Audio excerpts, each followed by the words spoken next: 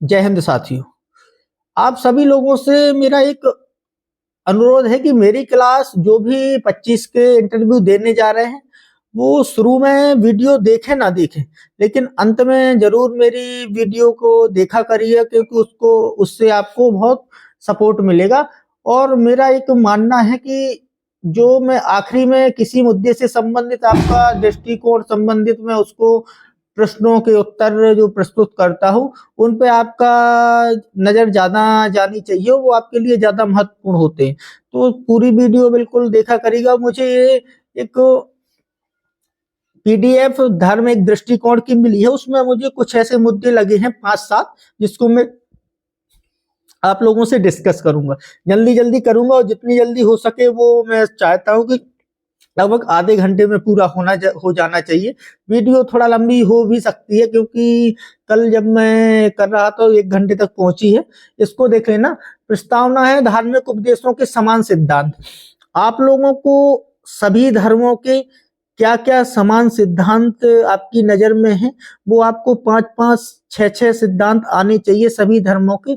जब माने जाएंगे कि आप सर्वधर्म समभाव का भाव रखते हैं या सभी धर्म आपके लिए एक जैसी हैं, जब तो आप लोगों ने दूसरे के धर्म के जो भी नियम कानून है या जो भी धार्मिक रीति रिवाज है, जब तो आपको इन सारी चीजों की जानकारी हो। यदि नहीं है तो इसका फिर एक नकारात्मक संदेश जाता है कि आप लोग केवल बनावटी बोल रहे हैं या दिख रहे हैं कि हम सर्वधर्म समभाव रखते हैं। आपको कोई इतना मतलब एक रुचि नहीं है। यदि रुचि होती है तो जरूर जानकारी लेते हैं। तो इसको देखते हैं। अब हमारा धर्म एक महत्वपूर्ण साधन है जिसके द्वारा मनुष्य अपने आप तथा इष्ट देव के बीच एक अर्थपूर्ण तथा संतोषप्रद संबंध स्थापित करता है। ये लाइन आपको याद होनी चाहिए। प्रत्येक समझदार व्यक्ति अपनी उन त्रुटियों तथा बुराइयों से परिचित है जो उसके मानसिक तथा आध्यात्मिक कठिनाइयों में डालती है। ईमानदारी से आदमी को अपने अच्छे बुरे कर्म जो दूसरों के साथ वो व्यवहार करता है उसको पता रहता है कि ये गलत है, ये सही है। बाकी वो बने तो वो बात अलग है। निर्धन धनवान शक्तिशाली कमजोर स्वामी सेवक बड़ा छोटा प्रत्येक के लिए स्वयं की बुराइयां तथा मानसिक मालिन्यता एक समान है, बिल्कुल सभी के लिए बराबर है, चाहे उसका जन्म पद और साधन जो भी हो। ध्यान भंग होने से मस्तिष्क कार्य पूरा करने में असमर्थ होता है, इसलिए सांसारिक दुख आध्यात्मिक तथा भौतिक कठिनाइयां आती हैं। फलस्वरूप प्रत्येक धर्म के संस्थापक एवं प्रवर्तक अपने उद्देश्यों में समझाने की कोशिश करते हैं कि इन दुखों का अंत तथा इनसे छुटकारा पाने के लिए एवं स्वर्ग प्राप्ति के लिए कुछ उपदेशों और नियमों का पालन मनुष्य को अवश्य करना चाहिए, जिससे उसके कष्टों का निवारण हो सके तथा उस स्थिति में पहुंच सके जहां किसी प्रकार का कष्ट ना हो। इन सब का अंतिम उद्देश्य ईश्वर या सत्य की प्राप्ति तथा मोक्ष पाना है।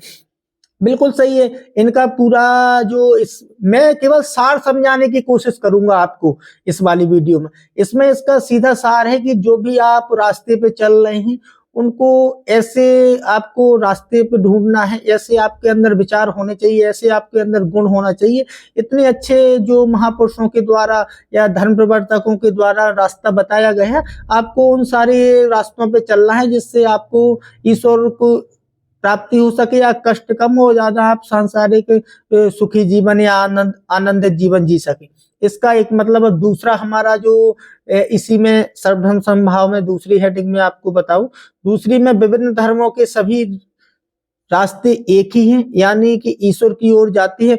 विवेकानंद जी ने, आपको ऐसी चीजें याद रखनी है, स्वामी विवेकानंद जी ने कहा था कि सभी धर्मों का साध्य एक है, साधन भले ही अलग अलग हो सकते हैं। आप कुरान पढ़ें फिर भी आपका अंतिम लक्ष्य ईश्वर की ओर जाता है। आप चाहे गीता पढ़ें, चाहे पुराण पढ़ें और चाहे आप बाइबल पढ़ें, ठीक है, चाहे कोई आप ग्रंथ पढ़ें, तो आपका एक ही जाएगा। तो ऐसी आपको लाइनें याद रखनी है। इस बात को हम श्री रामकृष्ण जी की कई एक आसान कहानी से द्वारा समझ सकते हैं। एक बार एक आदमी जंगल में जा रहा था, उसने एक वृक्ष के ऊपर एक सुंदर जीव को देखा। बाद में उसे अपने दोस्त से कहा कि मैंने एक पेड़ पर एक लाल प्राणी को देखा है। उसके दोस्त ने कहा कि मैंने भी उसे देखा है, किंतु तुम उसे लाल रंग कहते हो पर मैं उसे हरे रंग का है। तीसरे आदमी ने कहा कि नहीं, वह तो पीला है। दूसरे व्यक्ति ने उसे बैगनी या नीला काला बताया। बातों ही बातों में सभी लोग इस प्राणी के रंग के बारे में झगड़ने लगे। अंत में सभी उस पेड़ के पास गए और पेड़ के नीचे एक मनुष्य को बैठा हुआ पाया।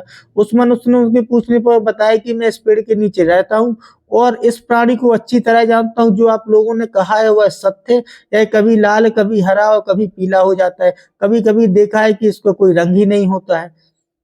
तो इस कहानी का सार यही है कि ईश्वर हर रूप में आप लोगों के पास है, लेकिन आपको वो सच्ची श्रद्धा और भक्ति चाहिए। वास्तव में वह एक ही है, सिर्फ नाम और बनावट में भिन्नता है। एक झील के 3-4 घाट है। एक स्थान पर हिंदू पानी पीते हैं, वह उसे जल कहते हैं। दूसरे स्थान पर मुसलमान उसे पानी कहते हैं और क्रिश्चियन उसे वाटर कहते हैं।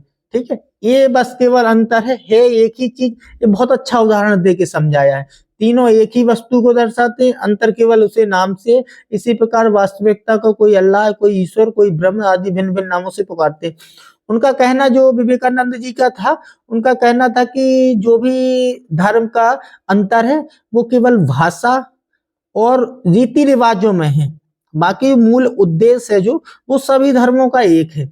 तो ये आपको बहुत अच्छी तरह याद रखना है। सभी धार्मिक सिद्धांतों, धर्म एवं पूजा की विधियों का अध्ययन करने से पता चलता है कि सभी विभिन्न रूपों में सहनशीलता, भाईचारा, दया तथा प्रेम की सामान्य शिक्षा देते हैं। ये चारों शब्द आपको याद होने चाहिए। कभी भी आपसे धर्म से बात हो जाए और वो पूछ ले कि क्या सिद्धांत आपको समानता लगती है, तो ये चारों शब्द उठा के आपको बस बता देने हैं कि सभी जो मूल सार है सभी धर्मों का, वो इन सारे सद्गुणों को प्रीफर करते हैं, इनको इनके मार्ग पर चलने की शिक्षा देते हैं। ठीक। पांचवा, समस्त पिछले धर्मों में सबसे महत्वपूर्ण बात है कि उनमें नैतिक मूल्यों की एक रूपरेखा खींची गई है। इस प्रकार से यह संहिता ही धर्म है, परंतु एक संहिता नहीं है जिसे जीवन के विभिन्न पहलुओं के विकास में लगातार जांचा और परखा गया है तथा प्राचीन काल से ही मनुष्य के बीच आपसी संबंध स्थापित करने या बनाए रखने की प्रतिनिधि माना गया है। इससे सर्वोत्तम विचारधारा की उपाधि दी गई है। नैतिक संहिता या मूल ही वास्तव में सभी धर्मों का केंद्र बिंदु है। मैंने बताया था कि एक नैतिक संहिता, संहिता का मतलब होता है एक नियम कानून जो इकट्ठे किए गए हों। ठीक है, तो सभी वो रीति रिवाज नियम है जो जिनका उद्देश्य या धार्मिक या धर्मों का केंद्र बिंदु केवल नैतिकता है। तो नैतिकता ही, कई मैंने जो आप साइकोलॉजी बोलते हैं, तो नैतिकता ही उसका मूल उद्देश्य होता है कि आपके अंदर वो नैतिकता है। वो ही सब घुमा के सभी धर्मों की शिक्षाएं पारस्परिक आदान प्रदान के स्वर्णिम नियम पर जोर देती हैं। नैतिकता के उच्चतम शिखर के इस स्वर्णिम नियम में जो महानता है वह आदिकालीन समाज में भी विद्यमान था। मिस्र के मृतकों की पुस्तक में बताया गया है कि एक दिवंगत व्यक्ति ओसिरिस के न्याय कक्ष में प्रवेश करने पर उसने जो कहा वह स्वर्णिम नियम का बहुत रूप ही है। उस समय मिस्र के व्याप्त नैतिकता आजकल के युग में प्रचलित नैतिकता के समान ही थी। ईसाई धर्म में यही नियम एक आज्ञा के रूप में दिए गए हैं। जैसा तुम चाहते हो मनुष्य तुम्हारे साथ करे तो तुम भी उसके साथ वैसा ही व्यवहार करो। हिंदू धर्म में भी यह बात वेदों में है, किसी की बुराई मत करो अन्यथा तुम्हें आपत्तियां घेर लेगी। बिल्कुल सही बात है। यदि आप अपने साथ जिस व्यवहार को बुरा समझते हो उस व्यवहार को आप दूसरे से नहीं करना है, यही एक धर्म का कर्तव्य है। यदि आपको लगता है कि किसी को पीटने से दर्द होता है, तो आप यदि महसूस करते हैं तो आप उसको नहीं पीटेंगे, ये धर्म का कर्तव्य है यदि आप सच्चे धार्मिक व्यक्ति हैं। अब एक कन्फ्यूशियस बाद में भी ये धार्मिक धारा है, ने कहा कि जैसा तुम दूसरों के साथ व्यवहार करते हो वैसा ही दूसरों से अपेक्षा करो। इस प्रकार ग्रीक निवासी सुकरात ने कहा जैसे व्यवहार की तुम आशा करते हो वैसे ही तुम दूसरों के, ये मैंने बताया है वही इसमें दिया गया। स्वर्ण नियम है कुछ बौद्ध मत का, जो दुख तुम्हें स्वयं को पहुंचे ऐसा दूसरों को भी मत दो, मैंने अभी बताया है।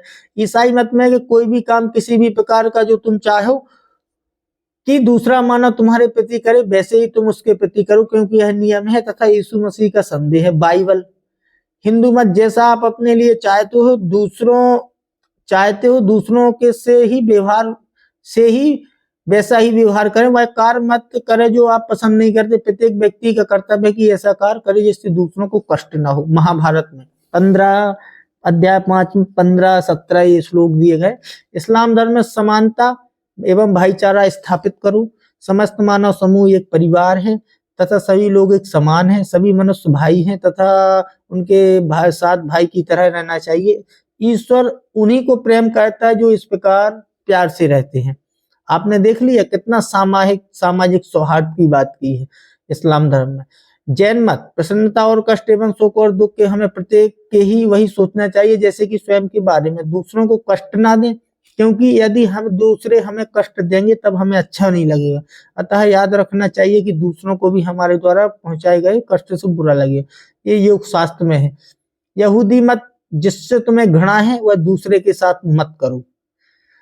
अपने पड़ोसी से समान व्यवहार, प्रेम व्यवहार रखना चाहिए। बिल्कुल तालमुद ग्रंथ है, इसको यदि याद रखा जाए तो जैसा बीज बोओगे वैसा ही फल पाओगे। यह शरीर हमारे कर्मों का प्रतिफल है। ये 12 महामाज, इसको याद रखना है। पारसी जौराष्ट्र में जो आप स्वयं नहीं अच्छा लगता वो दूसरों के साथ। सभी धर्मों का मूल सार यही है। विभिन्न धर्मों में आवश्यकता, एकता और सौहार्द। इसमें थोड़ा देख लेंगे। समस्त धर्म मानव के समक्ष एवं पूर्णता का आदर्श प्रस्तुत करते हैं। मानव के समक्ष पूर्णता का आदर्श विभिन्न नामों से जाना जाता है, जैसे ईश्वर, अल्लाह आदि। यह सब मन की पवित्रता और आध्यात्मिक शक्ति पर अधिक बल देते हैं, जो कि आदर्श प्राप्ति करने का एक साधन है।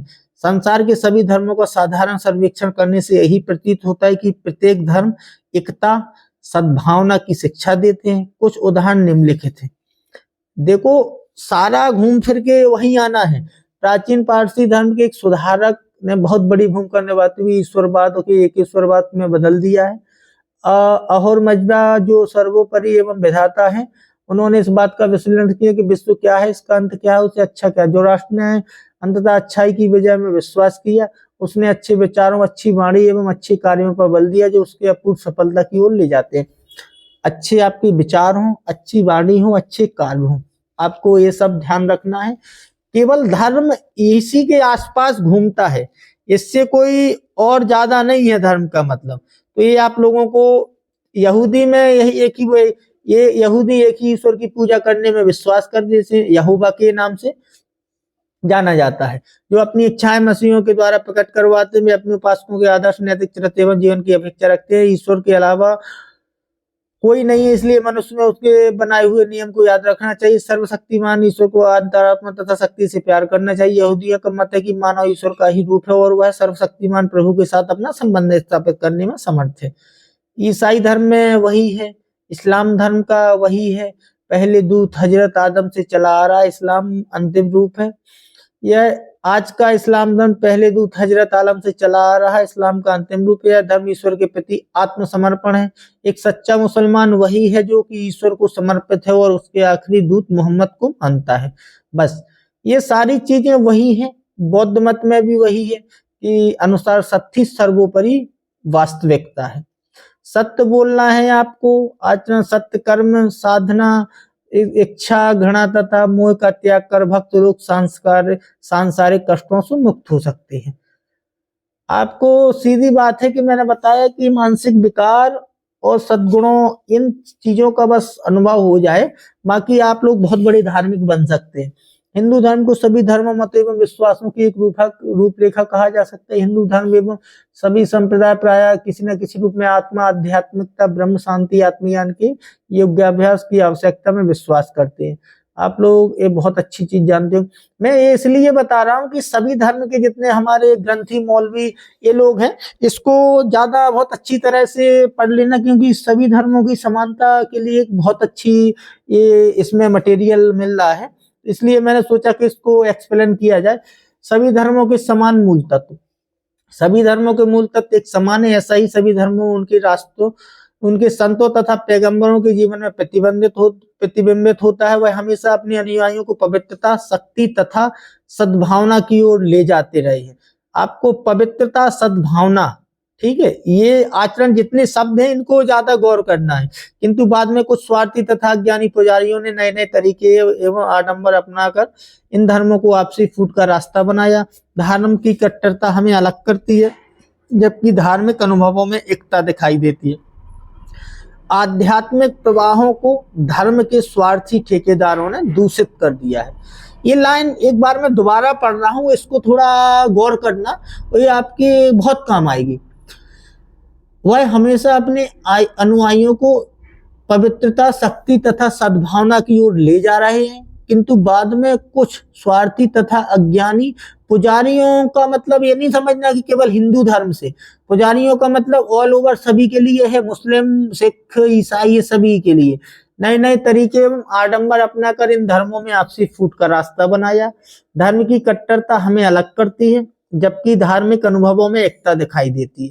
यदि आप सच्चे धार्मिक व्यक्ति हैं तो उसमें एकता का भाव मिलेगा आपको, लेकिन इन सारी कट्टरता जो हम लोगों को एक दूसरे के अंदर बैर भाव ये पैदा करती है कौन, तो ये बीच की है। शुरुआत मैंने कहा था कि सभी धर्म अच्छे हैं और सभी धर्म का मूल एक ही है, तो स्वार्थी ठेकेदारों ने दूषित कर दिया है। श्री रामकृष्ण, इनका मैं एक पिछली बार बता चुका हूँ, एक साधारण आदमी अज्ञानता के कारण अपने ही धर्म को सबसे अच्छा समझता है। ये थोड़ी अच्छी लगी मुझे लाइन, ये मैं बता दे रहा हूँ। श्री रामकृष्ण धार्मिक विश्वास तथा सद्भावना को मानने वाले थे। उन्होंने कई धर्मों के रास्ते अपनाए, हिंदू, सूफी, ईसाई व अन्य कई धर्मों के मार्ग पर चलकर उन्होंने ही सर्वोपरि ईश्वर को प्राप्त किया, जो कि सब प्रकार के नामों और सूरतों से बढ़कर उन्होंने अपने जीवन में ही सभी धर्मों की शाश्वत विविधता को प्रमाणित किया। ये मुझे अच्छा लगा। और यदि आपको सभी धर्मों का अनुभव है ना, जब आप तुलना कर सकते हैं अपने धर्म की, और फिर आपको अपने धर्म की महत्वता पता चलती है। इसलिए सभी धर्मों का ज्ञान और सभी धर्मों की परंपराएं आपको पता होनी चाहिए। इसलिए एकता का तो भाव देखो, मैंने सारे धर्मों का अध्ययन किया है, आप लोगों को अनुभव बताऊं तो मुझे कोई भी धर्म अपनी एक हीन दृष्टि से नहीं मैं देखता। सभी धर्म को मैंने बोला कि केवल आपका जो भाषा और नियम रीति रिवाज इसका अंतर है, मूल सार केवल सभी का एक है। मैं देखता हूँ कि लोग अपने धर्म के बारे में एक दूसरे से झगड़ते हैं। हिंदू, मुसलमान, वैष्णव, शाक्त एवं शैव सभी आपस में झगड़ते हैं। उनमें यह समझने की बुद्धि नहीं है कि जो कृष्ण है वही शिव है तथा उसी को ईश्वर या अल्लाह कहते हैं। राम केवल एक है और उसके नाम अनेक हैं। ये अच्छी बात है। सत्य एक है, यह विभिन्न नामों से पुकारा जाता है। सभी व्यक्ति उसे सत्य खोजते हैं, लेकिन उसमें स्थान, जलवायु, स्वभाव या नाम का अंतर हो जाता है। बिल्कुल सही है। मैंने प्रत्येक धर्म का अभ्यास किया है और अंत में इसी निष्कर्ष पर पहुंचा हूं कि भगवान एक ही है, किंतु उसकी प्राप्ति के रास्ते अलग अलग है। हिंदू, मुसलमान, सिख, ईसाई तथा सभी स्वीकार करते हैं कि वैष्णव तथा आर्य समाज यही स्वीकार करते हैं कि ईश्वर एक ही है, परंतु उसे प्राप्त करने के मार्ग अलग अलग है। प्रत्येक मनुष्य ईश्वर की ओर अग्रसर है।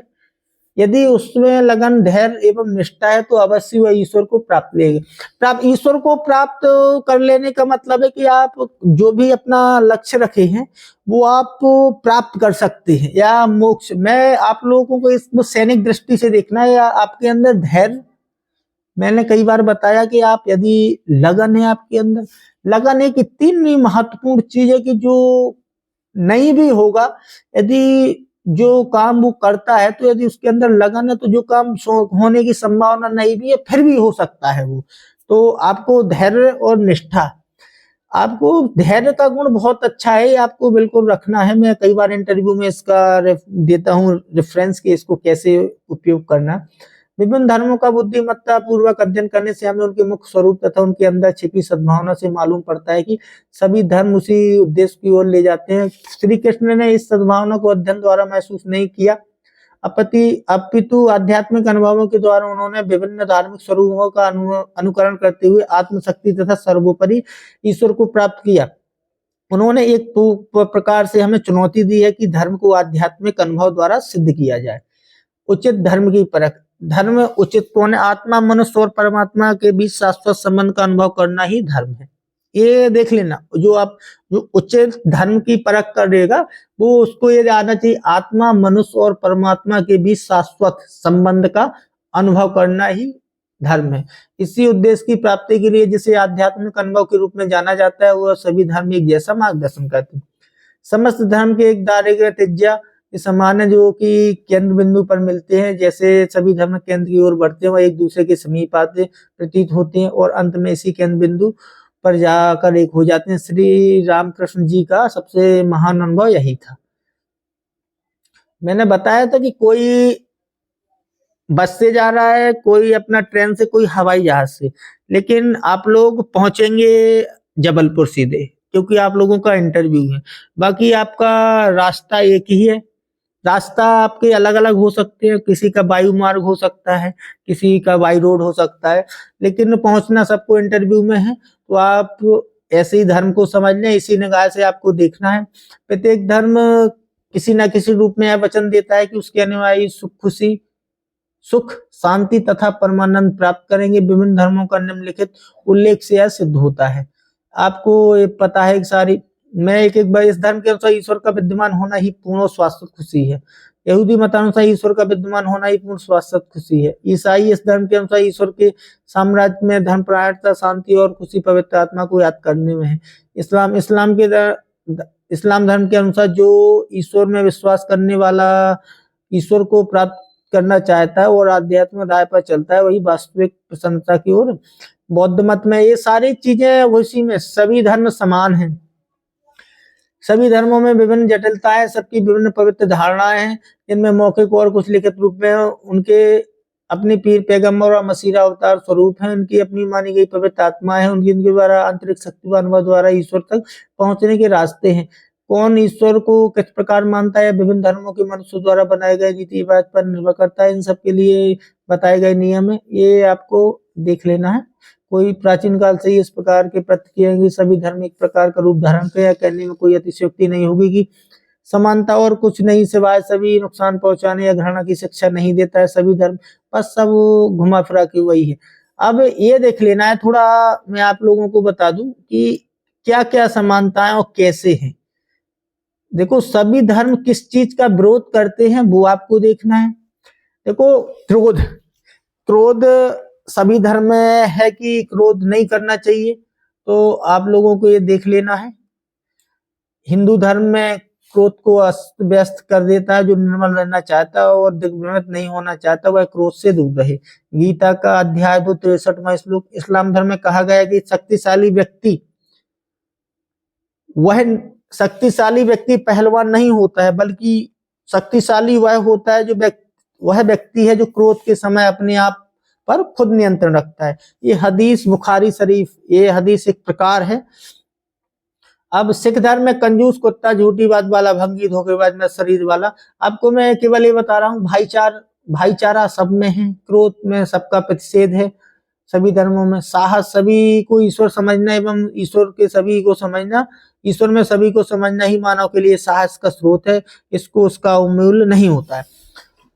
तैत्तिरीय उपनिषद है मुझे लगता है ये, तो इसको याद रखना है। कुरान में खौफ मत खाओ और गमगीन मत हो, खुदा तुम्हारी मदद करेगा अगर तुम ईमान वाले हो। कुरान में आप लोग ये अच्छी जो चीजें, सैद्धांतिक बातें बोली गई हैं, ये आप लोग यदि कहीं कहीं उपयोग करना चाहें उत्तर में तो प्रस्तुत कर सकते हैं। ये बहुत महत्वपूर्ण है। बहादुर वह है जिसमें शक्ति है लेकिन वह उसका प्रदर्शन नहीं करता है तथा विनम्रता से रहता है। बहादुर वह भी है जो गरीब के लिए संघर्ष करता। कबीर जी। कर्म, व्यक्ति अपने कर्मों के अनुसार ही पुकारा जाता है, अच्छा कर्म करने वाला तथा बुरा कर्म वाले। मैं ये आपको केवल शब्द याद रखने, कर्तव्य सब में एक है। हदीस मुस्लिम शरीफ में प्रत्येक मानव जो अपना कर्तव्य उचित रूप से करते हुए जीवन पथ पर अग्रसर होता है, ईश्वर उसे आवश्यक पुरस्कृत करता है। सीधी बात है।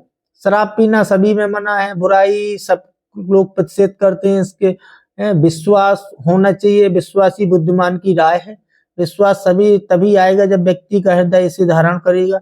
ईश्वर का कीमती पदार्थ मानव का विश्वास है। ये आत्मविश्वास, विश्वास ये यहीं से निकलता है, धर्म से।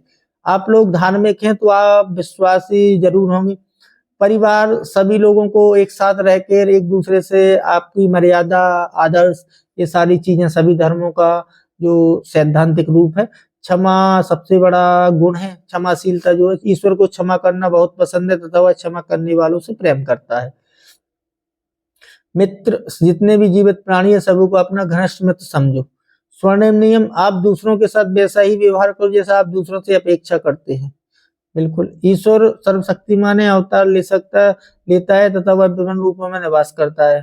प्रदान करना या दान, सब में दान, सब में पथ प्रदर्शन, ये प्रसन्नता, खुशी, घृणा, सब घृणा नहीं करना। स्वर्ग नरक की सब में बातें हैं। बाद में प्रेम मूल आधार है। ईश्वर सभी प्राणियों को प्रेम करता है, प्यार करता है, किंतु उन लोगों को अधिक प्यार करता है जो नियम के अनुसार रहकर उसकी भक्ति करते हैं।